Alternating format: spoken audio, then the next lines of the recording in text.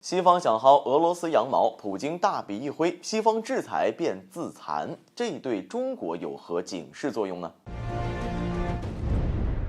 大家好，欢迎来到振宇在线。自俄乌冲突开始以来，以美国为首的西方国家就使出了各种各样的手段对付俄罗斯，想要逼迫俄罗斯屈服。除了源源不断的给乌克兰提供大量的军事援助之外，同时呢，还对俄罗斯采取了全面的制裁措施，尤其是冻结了俄罗斯在境外的资产。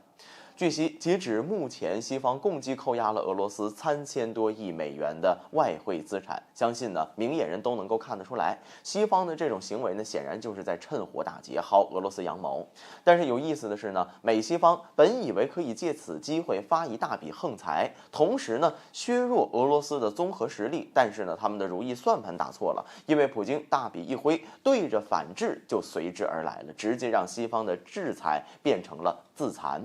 根据相关的报道显示，在美欧接连无理扣押俄罗斯海外资产之际呢，俄罗斯总统普京正式签署了一项总统令。该法令规定，如果俄罗斯的资产在国外被扣押或者限制，俄方呢将对不友好国家在俄罗斯的资产实施临时管理。普京签署后呢，法令立即生效，而具体的监控管理时间呢，只能以总统签署解除令才能够终止。简而言之，就是那些国家扣押俄罗斯的资产，那么他们在俄罗斯的资产呢，也将会被扣押。从数量上看呢，资产互换，俄罗斯并不吃亏，而且动手的西方列强还会落一个巧取豪夺、破坏规则的骂名。用其人之道还治其人之身，这是战斗民族俄罗斯的特点。此举呢，也算是与西方划清界限了。本来俄罗斯是不愿意与西方撕破脸的，但是现在无计可施，因为俄罗斯的一再退步，并没有让西方回心转意，反而还变本加厉。这样的话呢，就只能够分道扬镳了。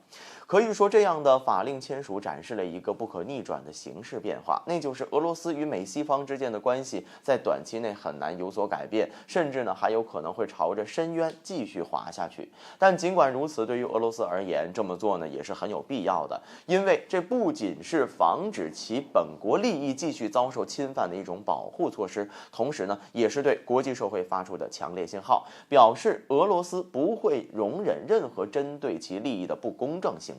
最后需要提出的就是，俄罗斯的做法呢，对我们也有着重要的警示作用。要知道，西方在中国的投资要远远大于我们在海外的资产。为了防止未来西方国家对我们翻脸，眼下我们要做的就是摸底搞清中国在外的资产，有必要的话呢，要会战略回撤，加大呢在中亚地区的投资，中国周边的投资利于中国发展的利益，特别是在矿石、石油以及粮食方面的投资呢要加大，因为呢这就是命脉，我们只有把后方巩固好，才能以不变应万变。